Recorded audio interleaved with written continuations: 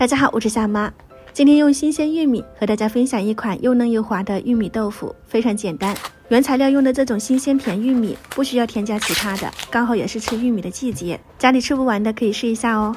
我们剥去外皮，给它擦成泥，或者是用搅碎机打都可以，加一点点清水清洗干净，倒进砂网里面过滤出玉米渣。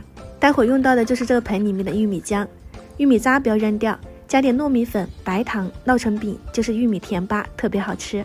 把玉米浆倒入锅中，先开大火煮沸，沸腾后颜色会变深，像这样子鼓大泡，就把火力调到中小火，慢慢熬煮，一边熬一边搅拌。它里面自带的玉米淀粉就可以凝固，所以的话呢，需要不停的搅拌，防止糊锅。搅到后面越来越浓稠，提起来像这样子呈大块状倒三角就可以啦。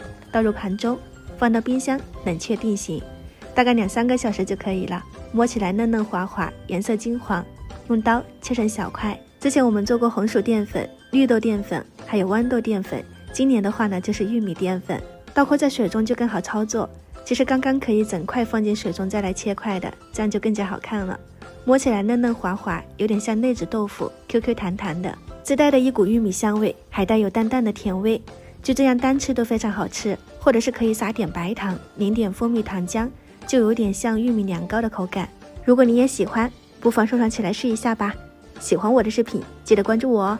我是夏妈，我们下期再见。